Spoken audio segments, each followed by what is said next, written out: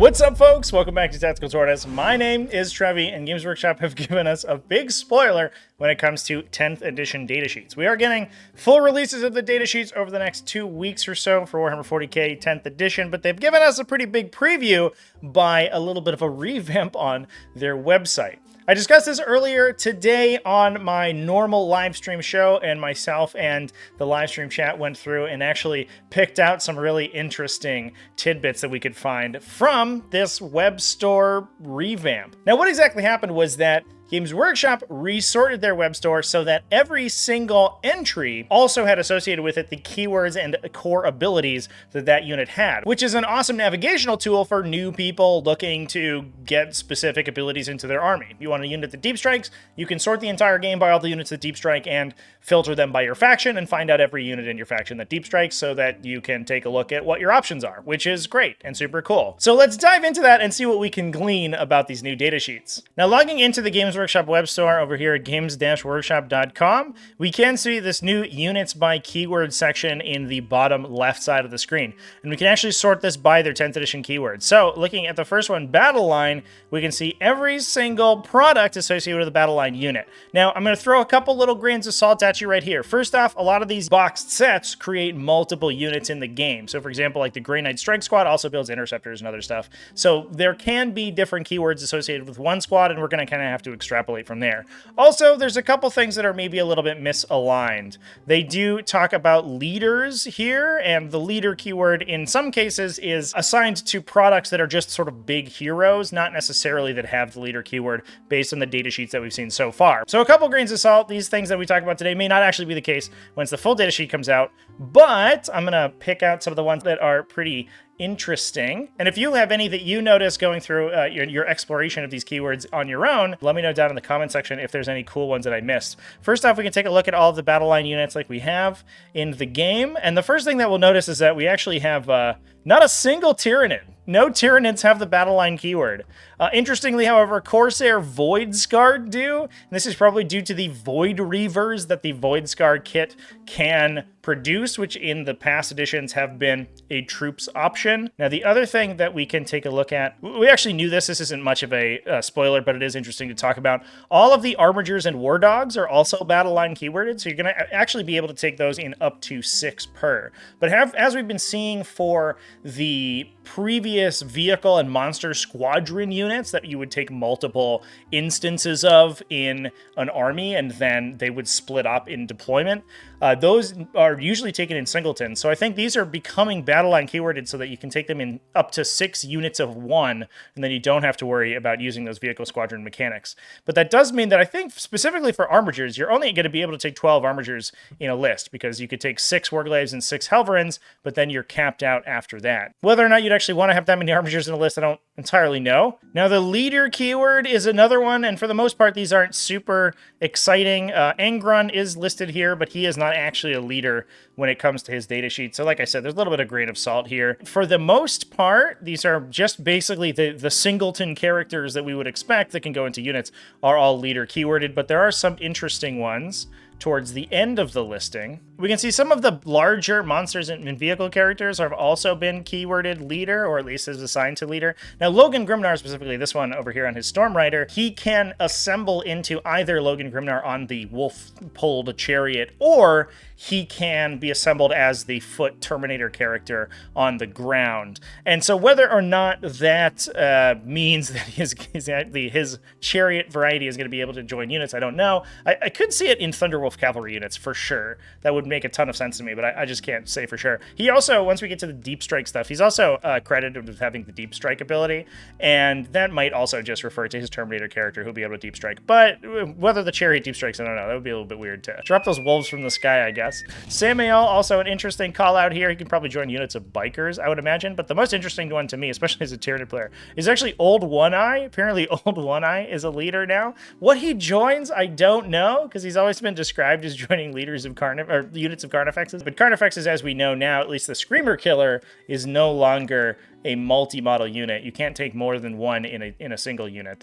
You're capped at 3 Screamer Killers. So maybe standard Carnifexes are a multi-model unit, or he just joins other units like a normal character. I have no idea, but that one is very, very intriguing. Infiltrator is also called out here, and this one is actually really interesting because it does seem like Games Workshop's doing a lot of work to differentiate the infiltrate and scout mechanics. There are a lot of factions that will have one of or both, and a lot of things have sort of shifted around how they perform their pregame moves. And also the differentiation of the units that have infiltrate versus scout is also super interesting here. Gaunt's Ghosts are credited with the infiltrator keyword, and also Primaris Infiltrators as well as Eliminators, but interestingly, very few of the other Phobos units do. So the Phobos unit archetype is going to be split basically down the middle between infiltrating and scouting, and that really differentiates the infiltrators proper, which, to be fair, it would be weird if infiltrators didn't have the infiltrator keyword, versus incursors and reavers, the other Phobos infantry, because the infiltrators are the only one of those that can actually infiltrate normally. Everyone else just gets scout moves. Flayed ones also put up here as well. It doesn't look like they're just going to deep strike anymore. They're going to be able to infiltrate ahead of the Necron army, and it looks like Necrons are actually going to get a lot more pre-game move and forward deploy, forward operator style units as we move on further into the keyword. We also see Lictors and Sly Marbo, as well as the Calidus Assassin. So both the Calidus and the Vindicare are going to be the assassins that get that forward deployment, but the other assassins are actually going to have different methods of forward deploying. Now the Scout's ability is where we see those other ones go. We see the Eversor Assassin is in here, so the assassins are basically splitting up all of the forward operator abilities, with the Eversor getting that scout move and the other two getting the forward deploy. This is where we also see Incursors being split away from Infiltrators, so it's no longer, I think, an arithmetic of whether you take Infiltrators as a more expensive but maybe slightly more effective option over Incursors. And Incursors are sort of the cheaper kind of bargain bin variety of forward deploying Space Marines, basically Infiltrators from Wish. Now they have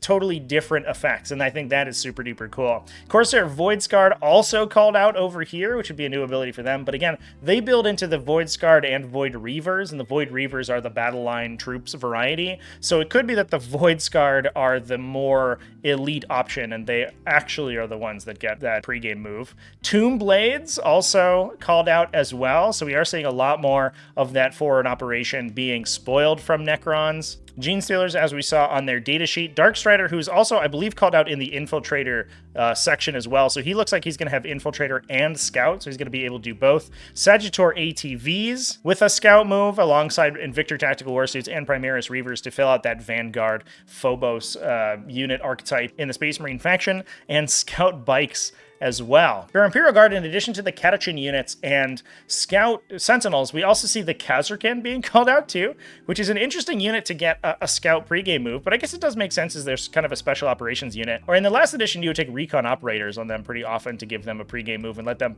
take advantage of sort of forward placed terrain more often, so that kind of does make sense. But the last one that is a little bit of a surprise here is actually the Sororitas Palatine getting called out as being a Scout. I wonder if that has something to do with maybe like some sort of synergy with Dominion squads, or maybe her an ability to join Dominion squads.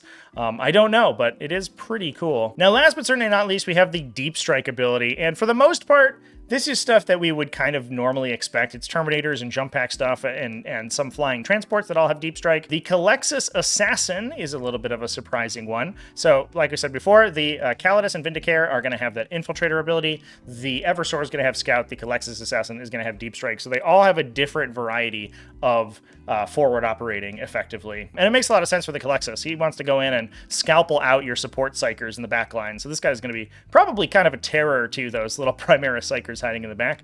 I can imagine he'll have like an anti-Psyker 2++ precision or something on his Animus Speculum. Gargoyles from the Tyranid Codex do get the Deep Strike ability back. They were actually unable to Deep Strike in the last edition. Unlike 8th edition, they had to use Encircle the Prey to actually get that Deep Strike effect back. And we have seen that there are some callouts in some of the spoiled Titanic data sheets that tactical drone units will still exist. So be not afraid, Tau players. Your drones are not entirely gone gone, they will still be able to be taken in the units of themselves, their own units, in addition to being war gear options. Calidus Assassins also looks like they're getting the deep strike ability, as well as infiltrating, and Logan Grimnir also caught out here. But again, that may just be because he's a Terminator when he's assembled on his foot profile, so he could just deep strike when he's off of his chariot. Most interestingly, though, Vashor the Archifane, deep strike. It kind of makes sense because he's a demon, but it's not an ability that he had before. But the most exciting one, every single Storm Speeder and Land Speeder for the Space Marine Codex, all of them apparently are getting the deep strike ability. So that is a big change for these light vehicles, that they're not only going to be fast and very important for that early game aggression and secondary objective control, but they're also going to be sort of single model deep strikers, which is going to be a really, really big deal, especially against enemies that can alpha strike you and potentially do a bunch of damage before you're able to come back. Those Land Speeders and Storm Speeders are easy to take down for the most part if your opponent gets to grips with them early, but if you can just place them in deep strike and come on with them later, that makes them a lot more flexible. So that is super cool. So anyway, those are all of the weird and interesting little tidbits that we picked out of this new sorting section for the Games Workshop web store. Let me know down in the comment section if you found any new abilities or keywords being added to models or units yourself. I'm excited for all these data sheets to come out in full, but this kind of tides us over a little bit for the next couple of days before we start getting the big data sheet releases. I'm going to be covering those on the channel, so please drop a like and a subscribe if you want to see me break those down when they come out. And big thanks for watching all the way to the end of the video. Big thanks as well to everybody who supports the channel, either over on Patreon at patreon.com/TacticalTortoise, YouTube channel members, and Twitch subscribers. All your people are great and I love you. Remember to keep it classy, folks, and have happy wargaming.